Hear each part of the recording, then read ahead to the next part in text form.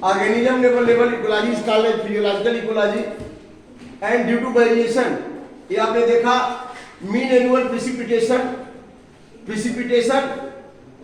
यहाँ 50 centimetre annual rainfall, then 100, then 150, then 200, then 250, then 300, 350, 400, 450।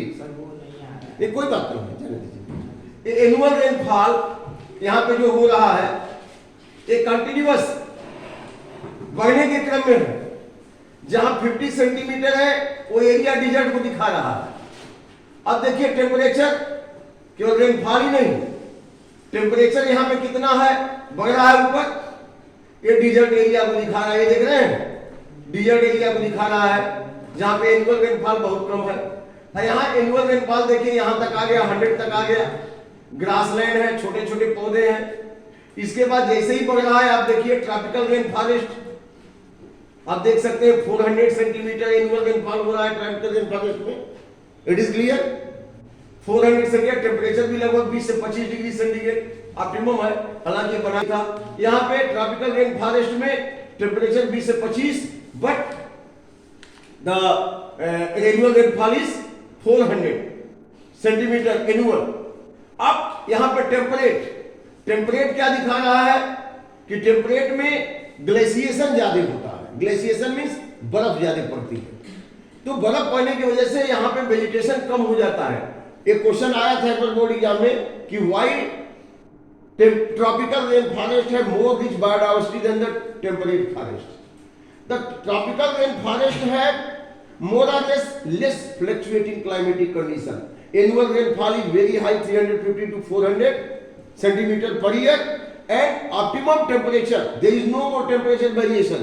So vegetation which are growing, they are perpetuating year by year. Their propagation is going on, and due to rich plant biodiversity, rich flora, there is more and more fauna also.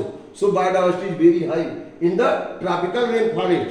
But in the temperate rainforest, sometimes for long period it covered with ice. There is glaciation, precipitation two times, rainfall and ice. तो यहाँ पे rainfall की जगह ice ज्यादा हो जाता है। तो यहाँ टेम्परेट में जब आइस की ज्यादा हो जाएगा तो बहुत सारे प्लांट खत्म हो जाएंगे, बहुत सारे एनिमल खत्म हो जाएंगे, तो बहुत ज्यादा फ्लक्चुएशन होता है। इसीलिए यहाँ पे बायोडाइवर्सिटी थोड़ी उससे कम है, लेकिन ट्रॉपिकल रेन फॉरेस्ट में बायोडाइवर्सिटी बहुत ज्यादा है। डिजर्ट में हाँ showing about the range means in tropical rain forest the rainfall is 400 centimetre.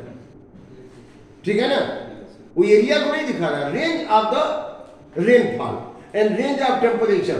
Range of temperature is 20 लगभग 20-25 ऐसे 20-25, but the rainfall annual through out year is very high. So the plant are getting sufficient water, minerals, sufficient nutrients, sufficient water, sufficient temperature. So throughout year propagation is going on. That is clear.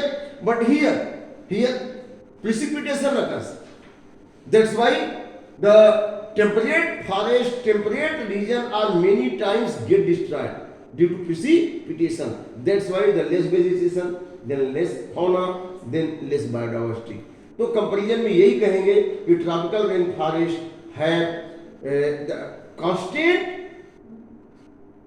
Rainfall, availability of sunlight proper, and there is optimum temperature, so the proper vegetation, flora and fauna propagation is going on continuously. That's why rich vegetation, rich biodiversity, richest biodiversity tropical rain forest ही है, Amazonian rain forest जैसा आप जानते हैं।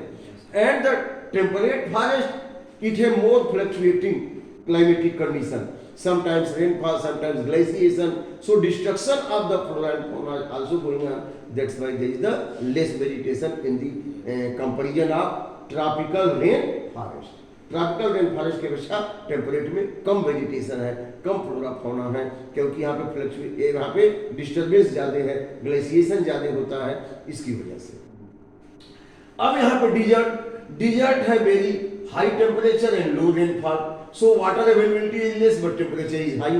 That's why there only spiny plant are present, and the plant which are having very less growth and they can adjust themself to very high temperature, ज़्यादा temperature जहाँ रह सके, जहाँ पे उनके लीफ स्पाइन बदल गए हो, स्टेम लीफ लाइक स्टेफिलोकोकस में बदल गया हो, और कई कई जो कायम प्लांट इसमें क्रेसुलेशन एसिड मेटाबॉलिज्म हो रहा हो, ये सारे इसमें 10 तक टेम्परेचर जा रहा है।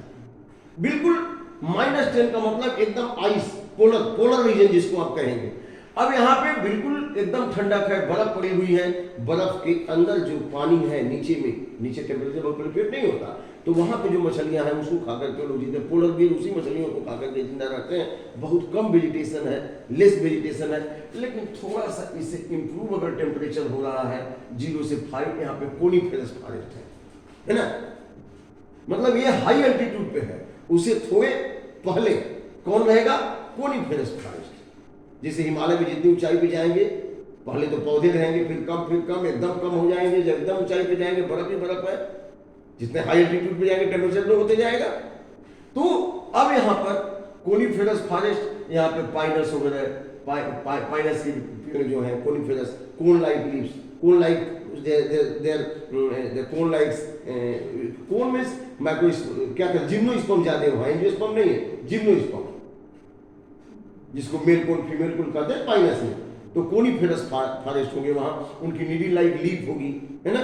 तो इस तरह से इनमें परिवर्तन आ जाते हैं, फ्लक्चुएशन आ जाते हैं। तो मैं ये दिखाने की कोशिश कर रहा था कि यहाँ पे जितना रेनफॉल हो रहा है, वेरिएशन है या टेम्परेचर वेरिएशन है, उसके हिसाब से वेजिटेशन में क्या हो रहा है, अंतर आ रहा है। तो इनका बहुत बड़ा प्रभाव है अलग अलग जगहों पे।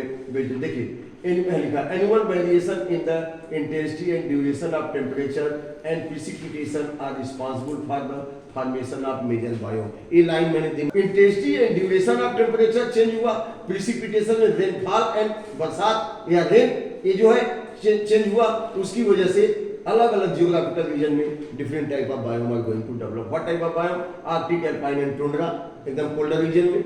इसके बाद कोनिफेरस, उससे थोड़ा नीचे, मतलब जहाँ टेम्परेचर थोड़ा ज्यादा है, -15 की जगह वहाँ पे 0 से 5 तक है, 10 तक है। अब इसके बाद टेम्परेट फॉरेस्ट, टेम्परेट फॉरेस्ट में थोड़ा इम्प्रूवमेंट, वहाँ भी ग्लेशिएशन हो रहा है।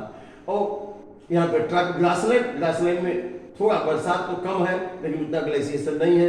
और ट्रॉपिकल फॉरेस्ट एकदम nice, normal temperature, rainfall 350 to 400 cm and desert में ओनली 50 सेंटीमीटर रेनफॉल और टेम्परेचर वेरी हाई। तो इस तरह की जो बायोम बने, किसकी वजह से बने, due to annual variation in intensity and duration of temperature and precipitation. क्योंकि temperature variation influence the metabolic process, enzymatic action, physiology and anatomy all undergo change.